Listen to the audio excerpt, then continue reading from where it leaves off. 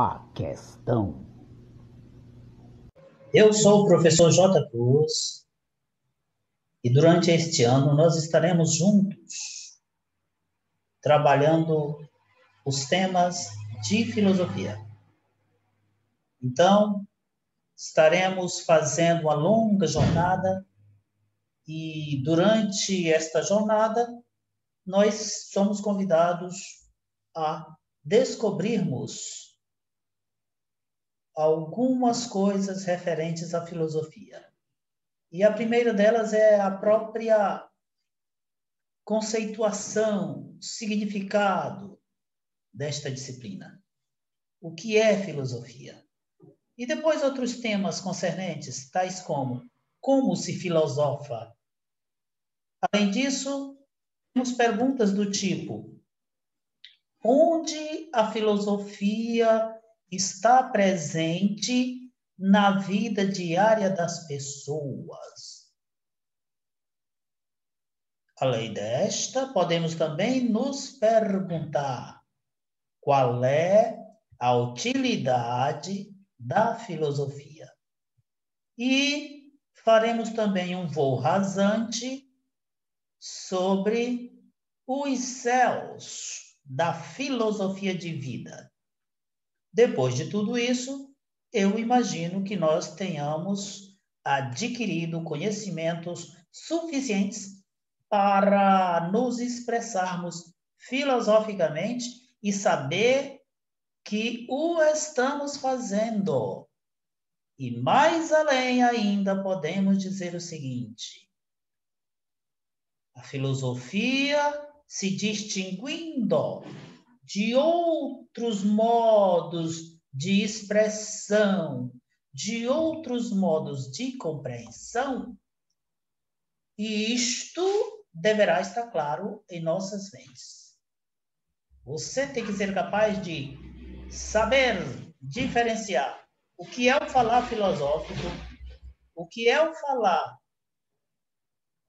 religioso, o que é o falar científico e outros mais. Vamos começar a nossa longa jornada pelo mais trivial, a experiência filosófica, descobrindo a filosofia. Veja, filosofar não deveria ser sair de dúvidas, mas entrar nelas. O filósofo é alguém que encaminha as pessoas para a dúvida. Nossa, isso parece ir contra tudo aquilo que eu pensei quando comecei a estudar. Porque o estudo é uma tentativa da instituição escola de desfazer as dúvidas, de encontrar respostas. No entanto, lá na escola, onde eu vou procurar desfazer minhas dúvidas, há uma disciplina que tem como papel importante colocar dúvida na cabeça das pessoas. E aqui você tem uma coisa muito interessante para pensar. Será que a filosofia põe dúvidas na cabeça das pessoas simplesmente porque é importante pôr dúvidas, simplesmente porque se quer pôr dúvidas, ou porque as dúvidas não só fazem parte da vida, mas sem elas não existe resposta adequada. E sem resposta adequada, não há como eu ter confiança de que as respostas que eu tenho para os problemas que eu possuo funcionem na prática.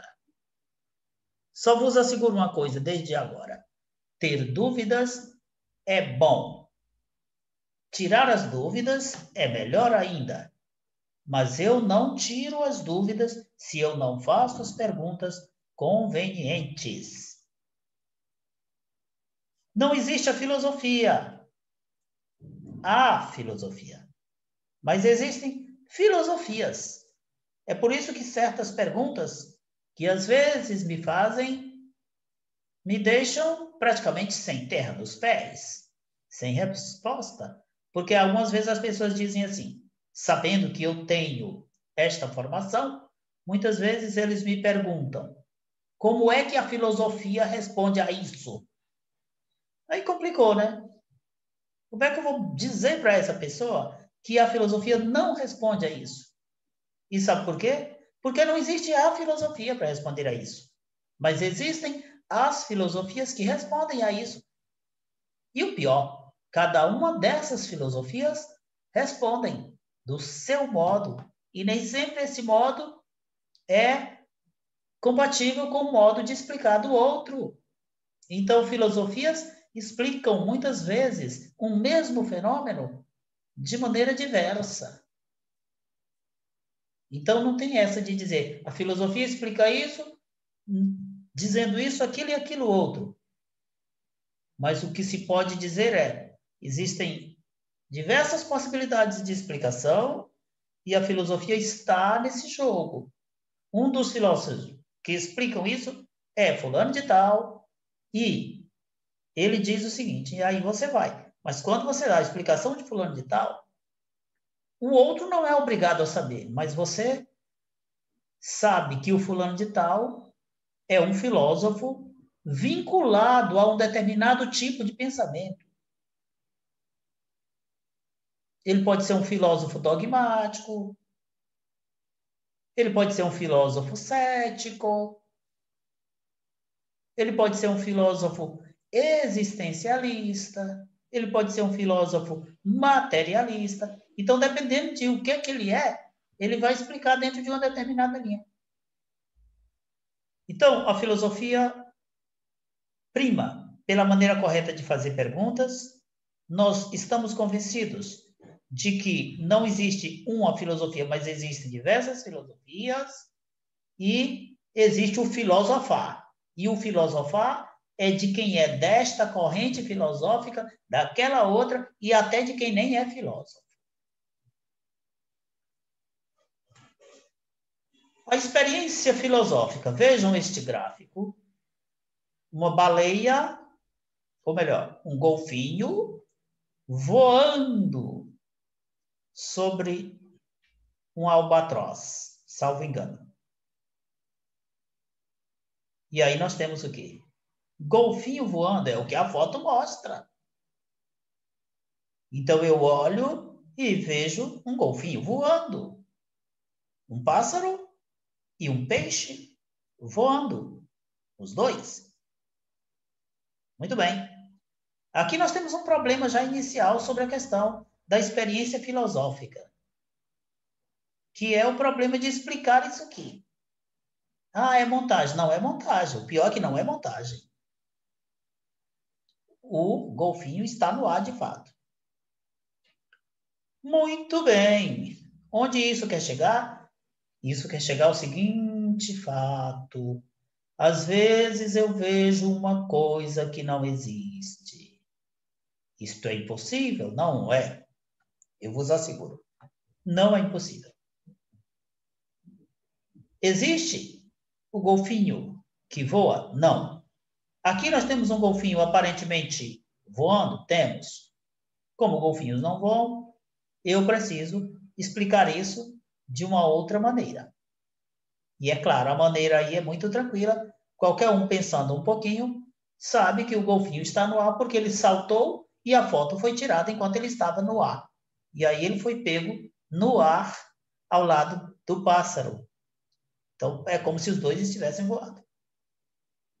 Mas o que acontece aí? Para eu explicar, supõe que eu tenha como base a aceitação de alguns fatos que não aparecem na foto, porque na verdade o que aparece na foto é o golfinho voando. Mas aí eu parto de alguns fatos, que são o quê? A aceitação, por exemplo, de que golfinhos não voam. Bom, aí nós temos um problema de explicação e entramos no campo da filosofia, que é o campo das explicações. Passemos um pouquinho agora para a filosofia de vida. Nós sabemos que as questões filosóficas, elas estão no nosso cotidiano, em cada coisa que eu faço, em uma decisão que eu tomo, em um conceito que eu passo a entender. Cada vez que alguém me diz uma coisa que eu não sabia o que era, e aquela coisa me é explicada, e a partir da explicação eu passo a ter uma compreensão daquilo, eu estou tendo filosofia aí. Cada vez que alguém tem um problema para resolver, por exemplo, uma coisa tão simples, tipo, a pessoa vai para o mercado e ela pensa, o que é que eu vou comprar para comer? Compro carne ou compro peixe? Há uma filosofia aí.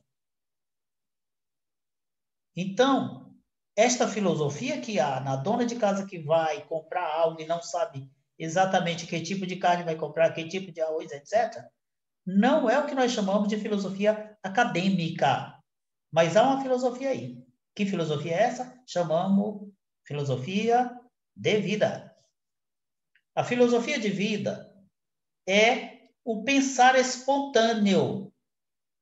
Espontâneo. Eu não vou sentar, tipo, para começar a refletir sobre sistemas políticos. Não, simplesmente eu precisei sair e tive que pensar qual é a roupa que eu vou vestir. É um pensamento espontâneo, surgido da necessidade de uma prática que eu preciso realizar no dia a dia. Então, esse pensar espontâneo é filosofia também, mas é filosofia de vida. Quando nós falamos de filosofia aqui no sentido maior da palavra, não estamos nos referindo a esta filosofia. Ok? Esta filosofia de vida é também chamada de pré-filosofia. Posteriormente, nós veremos por que ela não é chamada especificamente de filosofia, mas ainda de pré-filosofia. A filosofia de vida tem também um critério. A gente pensa nessas coisas exatamente para realizar a prática do dia a dia.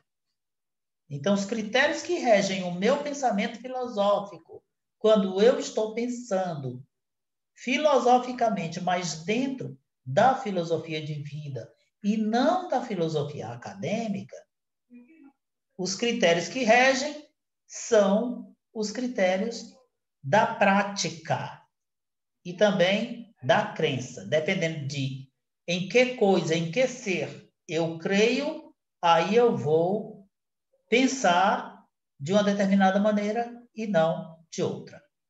O contrário da filosofia de vida é a filosofia dos especialistas. Esta é a filosofia que nós tentamos ensinar nas escolas. Esta filosofia, ela é uma filosofia rigorosa. Ela ocupa-se com rigor dos conceitos, ou seja, as palavras, os nomes que nós damos às coisas, as categorias que nós utilizamos para esclarecer problemas, a gente tenta colocar isso de uma forma rigorosa, ou seja, não é tipo aquela situação em que eu posso dizer algo e aí alguém vai e me contradiz e a partir disso eu digo, não, é aquilo que eu disse, mas pode ser também isso que você está dizendo. A ideia do trabalho rigoroso com os conceitos é fazer com que as coisas tenham uma sustentação e não fique ao bel prazer de quem diz, porque diz, etc. Isso é assim porque estudos mostram que isso é assim. Não depende do meu querer. A filosofia acadêmica, o que ela se propõe a fazer é problematizar nossos pensamentos e nossas ações. Problematizar nossos pensamentos? Como assim? Criar um problema naquilo que nós imaginamos que sabemos. Problematizar, meu povo, nem sempre é uma coisa ruim. Na verdade, eu problematizo quando eu transformo um conhecimento que eu acho que tenho em uma pergunta. Por exemplo, se eu digo assim, eu sei me conduzir ao supermercado X. Aqui eu não tenho uma problematização, mas se eu ponho uma interrogação, aí fica, eu sei me conduzir ao supermercado X, aqui eu problematizei. Quando eu problematizo, aí eu já preciso trabalhar mentalmente para responder à problematização que eu fiz. Isso nem sempre é importante em muitas coisas da vida, mas em grande parte das coisas sobre as quais nós pensamos e que vivenciamos no nosso dia a dia, isso é importante demais.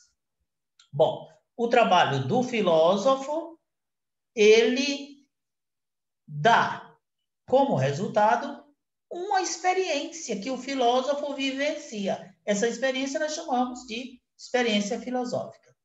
E o que é que caracteriza essa experiência?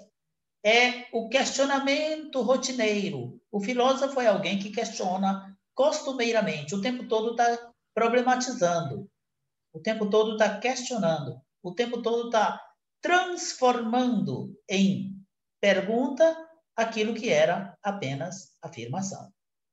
Ok? Então ele sempre questiona, não apenas aos outros, mas a si mesmos. Por exemplo, se eu digo assim, eu sei quem é Deus. Aí cabe a pergunta, eu sei quem é Deus? Porque conhecer alguma coisa de Deus, com certeza eu conheço. Mas assim, o meu conhecimento sobre Deus é suficiente? Será que a imagem real de Deus bate com o que eu acho que ele é? E é claro que nunca bate. Por isso que a gente sempre tem que estar fazendo novas perguntas. O filósofo não aceita certeza absoluta, aquela coisa fechada. É isso e não pode ser nada diferente disso. Não. Para um filósofo pode ser isso, pode nem ser. E se for isso, pode ser isso acrescentado de outras coisas. Então, nada de certezas absolutas. Nada de soluções rápidas. Não é porque eu não vi o ladrão que eu vou dizer que era a alma que estava ali. É um negócio que eu não vi. Ah, bom, vamos explicar essa história de eu não ter visto o roubo. Simplesmente um negócio desapareceu. Isso fica carente de uma explicação, mas não vou logo já antecipando. Não, se eu não vi é porque era um bicho do outro mundo, ou era um ser de outro planeta. Não, vamos atrás das respostas. Por fim, para fecharmos a aula de hoje, digamos que o filósofo, no seu trabalho, delimita problema. Ele busca o sentido dos pensamentos e ações. Nós todos pensamos, nós todos agimos. Nem todos nós damos ao nosso pensar e ao nosso agir um sentido. Às vezes a gente age e sente sem significar nada com isso, sem dar sentido nenhum a isso. Então, o filósofo vai se incumbir de buscar o sentido dos pensamentos e ações, não apenas dele, mas de todas as pessoas que pensam e agem. Por hoje é só.